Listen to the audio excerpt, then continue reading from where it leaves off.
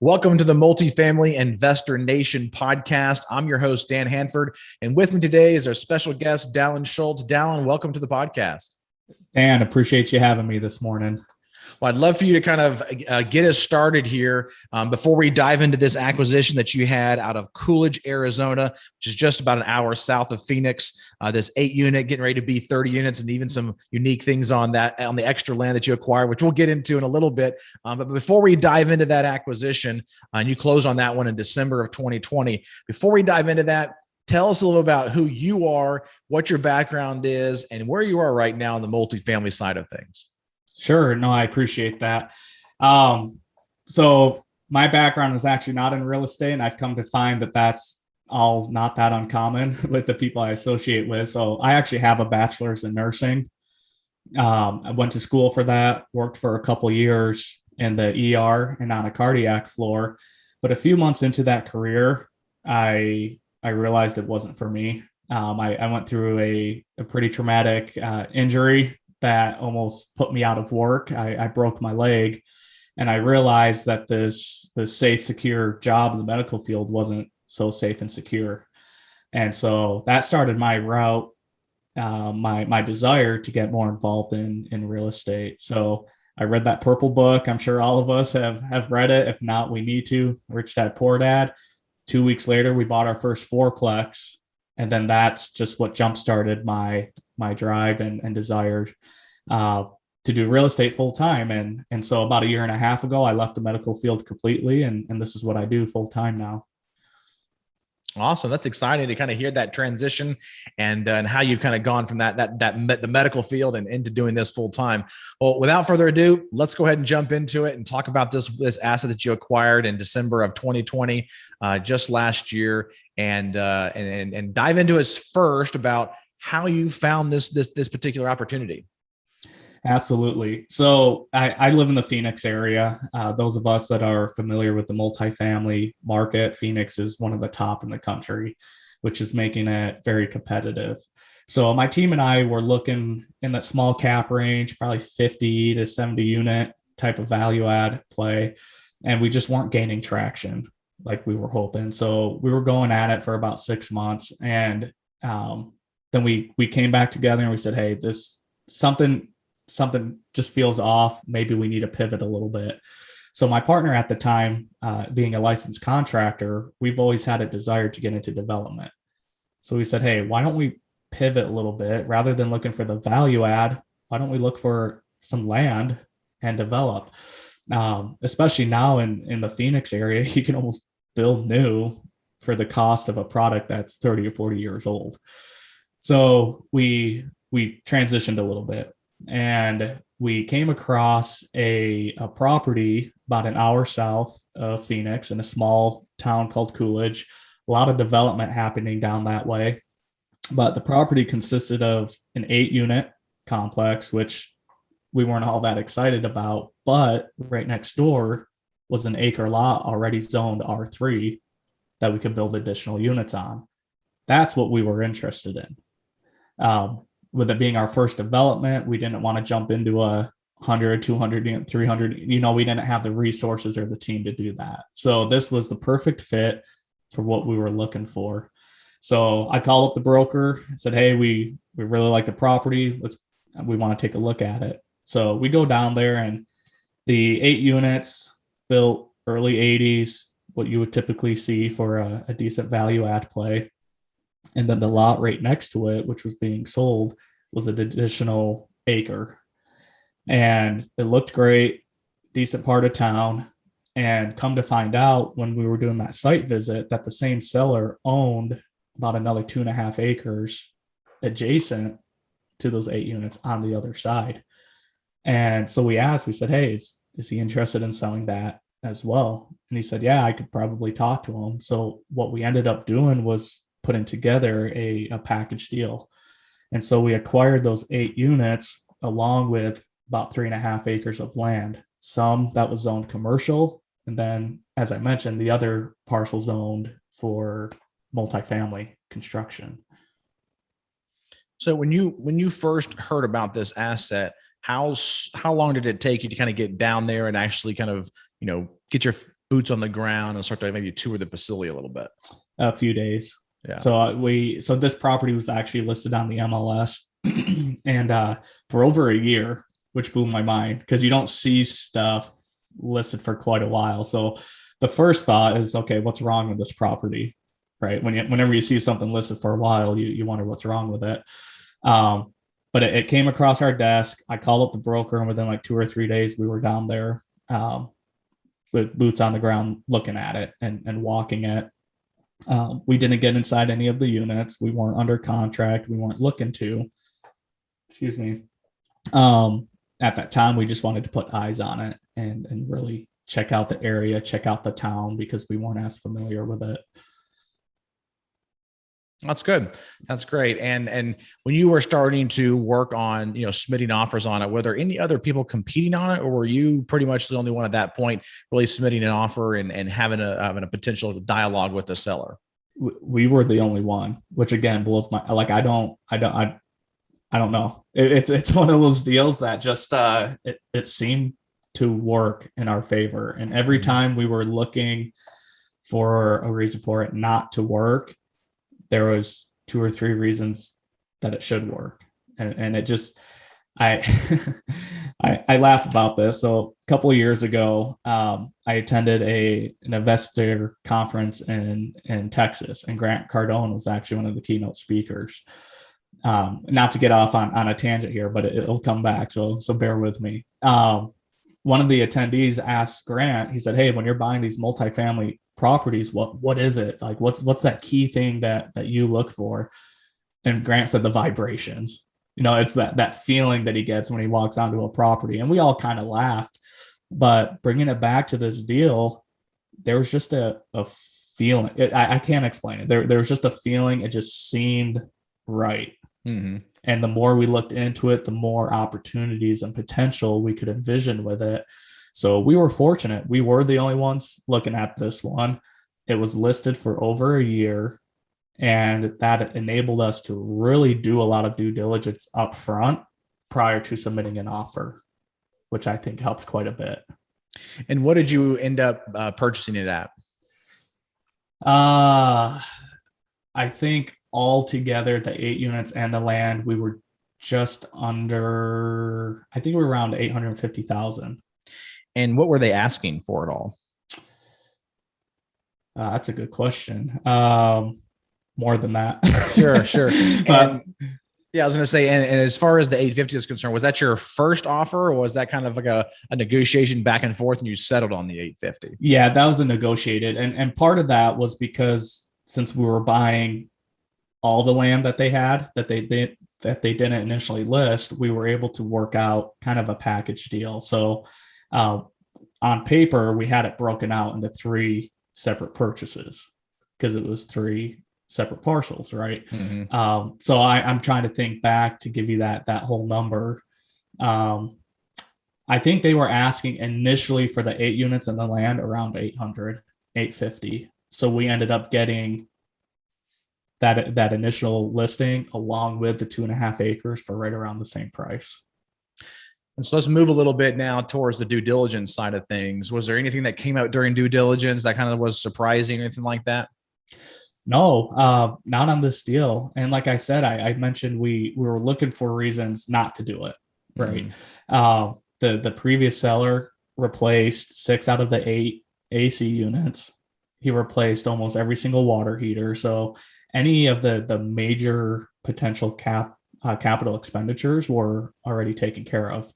The roofs were probably the worst shape, and we were able to negotiate a credit with the seller because of that, and got in there and redid the roofs as soon as we got it in our name.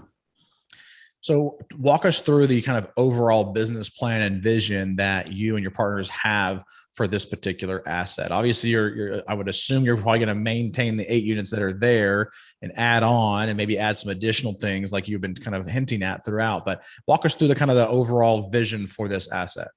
Yeah, absolutely. So the beautiful thing about this property, and one of the reasons we loved it so much, is although those 8 units are small, doesn't produce a lot, it pays for the land that we have. So we had time to figure things out because the asset was paying for that expense, right? So our initial plan was, we saw the 8 units, we saw the acre of land next door, we'll just copy it, we'll just mirror it. So we began our conversations with the planning and zoning supervisor in Coolidge and shared with him the land, what we were hoping to do. And he said, hey, I'm not sure if you're aware of this, but if you actually combine those parcels, since they're touching, you can alter the setbacks and actually allow you to build more units on that 1 acre lot. So the zoning as is down there in Coolidge, you can build up to 13 units per acre. But with these 2 lots, parcels connecting, you have all the setbacks running down the middle and around the edge. So if you combine those, it does away with that. So on the one parcel, we had the existing 8 units. On the parcel we were going to develop, that actually enables to build 18 new units. And then we said, well, wait a sec, what if we rezone this to R4? What can we do there? And they did their math and looked at the parking and said, hey, you could do 30 units on that 1 acre lot. So developing that 30 units along with the 8 units, now we have a 38 unit complex, which is, I guess, in my opinion, a great start for our first development. So. And is there going to be additional things like self-storage or other types of assets you could put attached to this property, or are you going to do just focus on the multifamily? So no, great question. So the land on the other side of this property has highway frontage. There's one main highway that cuts through the town, and that was the commercial lots that we acquired along with this purchase. And so on that one, we're actually developing RV and self-storage development. So in Arizona, every community has an HOA. Like it's hard to find one without it. And for those of you that are familiar with HOAs, they can be a pain in the ass sometimes, or a lot of times, but they don't allow you to store boats, trailers, RVs. You can't have that in the neighborhood. So Arizona is a great market for RV storage because for the most part of the year, it's just sun, right? So there's not a lot of weather. So you'll see these RV storages pop up, and all it is a walled-in parking lot with spaces that people park their trailers at. And this property, we were also able to build some self-storage units as well. So we'll have a nice little combination there. That's great. That's awesome. So what did you end up doing as far as the financing on this deal? So this one, with it being a smaller deal, is just a joint venture. So us and our partners, it's not one that we had to syndicate or raise capital for. So between some capital we put in on our own, and then the investors or the partners we brought in, we're able to take it down that way. So no banks, no debt. Yeah, I'm sorry. So banks, yes, we are leveraging it with a local bank. Okay. So talk us through the kind of debt part of things from that perspective. What were the terms that you got and stuff like that? So this was a pain for this property, and with it being a smaller deal, under $1 million in a tertiary market, it was a freaking nightmare to get financing, to say the least. So when we got this deal under contract, at that point, we had a letter of intent or a letter of interest from the bank saying, hey, we'll do it. We looked at the numbers. We ran the preliminary. It looks good. Let's do it. So we went under contract, started getting the bank all of our information. And about 3 or 4 weeks in, they said, hey, we can't do this. And they pulled the plug. And I tried getting an explanation, and there wasn't a good reason. For some reason on their end, whether there was their underwriters, whatever the case was, they decided to pull the plug. Now we're 3 or 4 weeks into our deal, and we have to close in like another month. Fortunately, I had the foresight to add some extensions into our PSA. So we had two 15-day extensions that we could purchase for an extra, I think it was $3,500. So at this point, I'm scrambling to find another lender. Called about half a dozen, sent them the number, sent them the deal. I had one come back and said, "Hey, looks great. Talk to our team. We're going to do it." I'm like, "Sweet. Okay. We're still on track. We have those extensions." 2-3 weeks into it, pulled the plug on it. So now we're a month and a half. We're at this point, I remember we're about 45 days from closing with the 2 extensions. And I was scrambling. I saw the potential. I can imagine, man. Yeah. I saw the potential on this property, and I wanted to make it happen. And I knew there was going to be challenges, but in any deal that you go after, there's always new challenges. I don't care how long you've been in the game. Every deal is going to surprise you. There's going to be something new that comes up. So I reached out to my network and in desperation, and just shared with anyone and whoever I could the situation we were in. And a good friend of mine, good colleague, reached out and he said, "Hey, I've had really good experience with this mortgage broker. Reach out to him." So I did. So this was our third one, and he got it done. He got it through the finish line, and we actually closed on this deal and recorded a day before that last extension was up. So nothing like waiting to the last minute there. Oh, dude, yeah. I tell you what, I was definitely clenching throughout that entire process, and just making sure that we got it done, and we did. We did, and it was a nightmare, but it was very educational as well. And looking back, a good experience. It sucked. It sucked being in it at the time, but looking back, definitely learned a lot. Sure. And what were the terms you got on that loan? Yeah, so that one, we used a smaller local bank, and they knew that we were going to develop in the next 6 to 12 months. So what they did was kind of a hybrid bridge loan, if you will. They said, "Hey, we'll do a short term, 12 months, I think 4.5% interest only. And then we'll transition that once you get your building docs and proposals from your contractors, then we'll just reapply for a construction loan."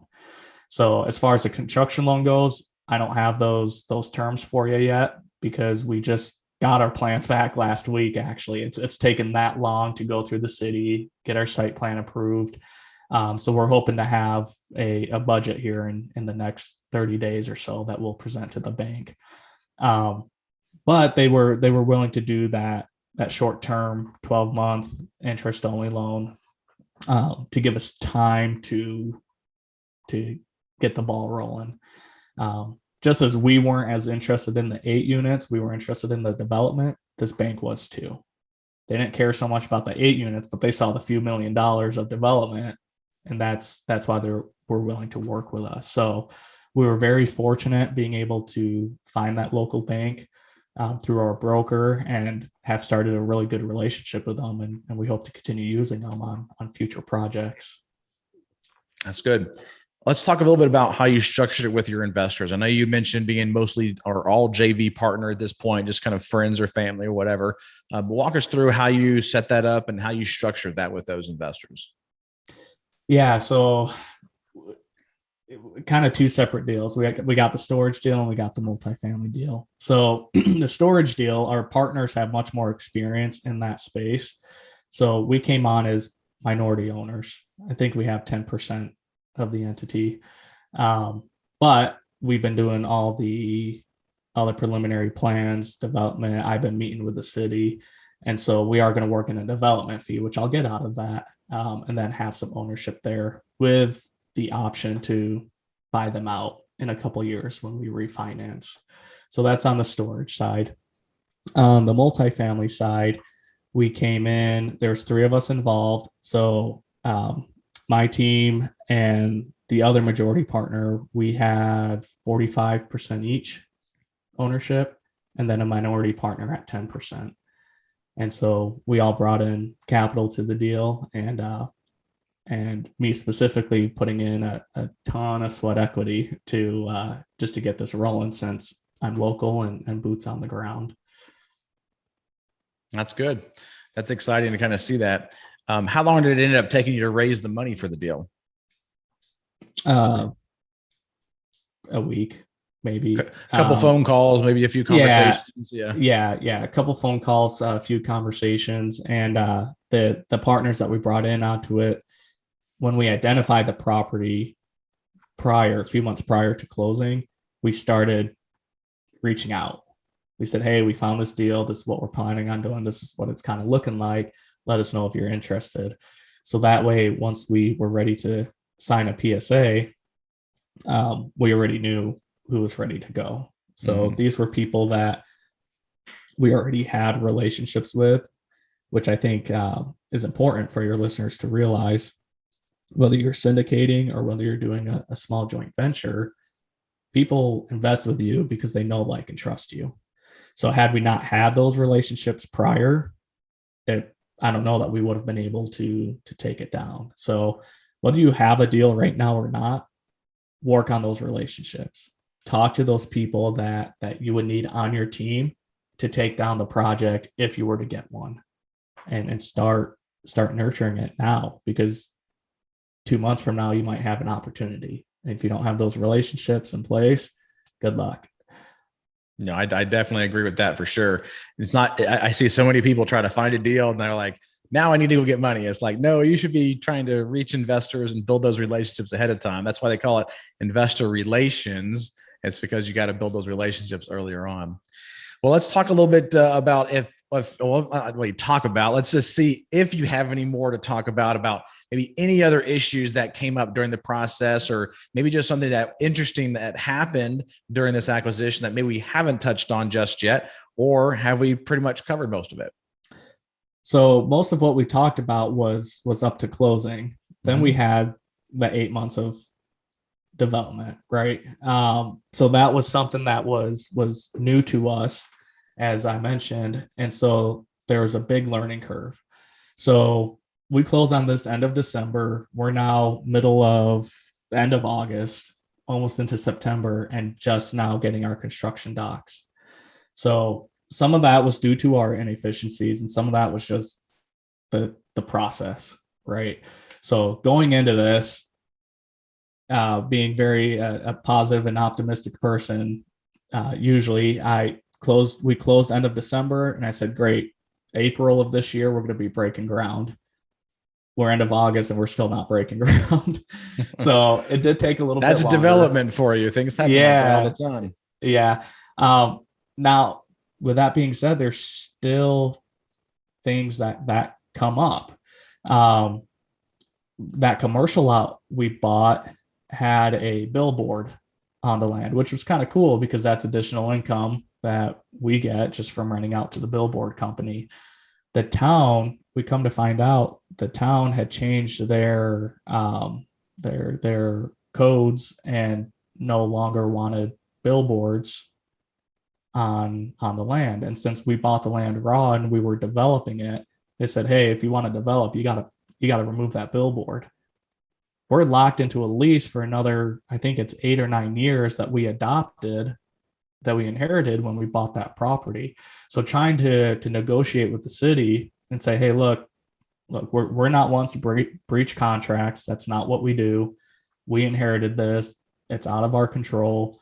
And trying to work with them to say, okay, the billboard can stay for now, but you need to remove it when that lease is up. So little things like that came up. Now we had to apply for some variances to maximize the space so that we could generate as much revenue and build as much as we could on that lot. Our civil engineer went down to Columbia to vacation this summer and got stuck down there for a month and a half longer than he was expected to because he kept testing positive for COVID. Even though he didn't have symptoms, he was kept testing positive, so they wouldn't let him fly home. So that pushed our civil plans back another month and a half.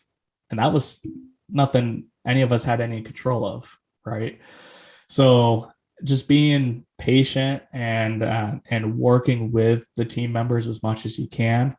It's easy to get frustrated and you feel that pressure and that drive to want to start building and pushing things. But you got to keep in mind that these people are here for you, whether they're directly on your team or working for the city. You want to keep those relationships good and have a collaborative type of experience, because that's just going to keep things moving smoothly and building those good relationships with the important people of the town, because we're looking to do more development down there as well. So the last thing we want to do is burn those bridges. So go with the flow, realize that things are going to come up and you just have to address it when they do, and just take some time to act rather than react. Very well said, Dallon. Very well said. How can the listeners reach out to you if they have further questions for you about this particular acquisition, or maybe they want to continue to follow you a little bit more? Yeah, so probably two of the best ways: they can follow us on Instagram at Rev Multifamily. And if they want to reach out via email, they can email me at Dallon, that's Dallon, at revequitygroup.com. And look, I'm not one to hold anything back. I'll share the good, the bad, and the ugly. And I feel like there needs to be more of that, because not all real estate investing is sunshines and rainbows. So I don't hold anything back, and happy to answer any questions people might have. Sure. That's great. Well, thank you so much for taking the time out of your schedule. I know you're busy, and spending some time with us here and sharing with our audience a little bit about this acquisition and the development side. Very unique acquisition, and looking forward to continuing to follow you as you close more deals and as you finish up this particular development, and look forward to having you on a future episode as you continue to close more deals. Awesome. Yeah, this was a great experience, and I appreciate the opportunity to come up.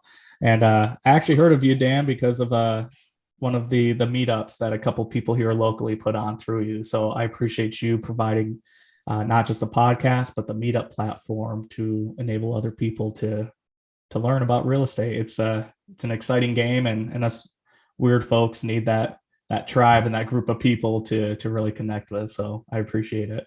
I appreciate that as well. And again, thank you so much for being on, and looking forward to continue to stay connected.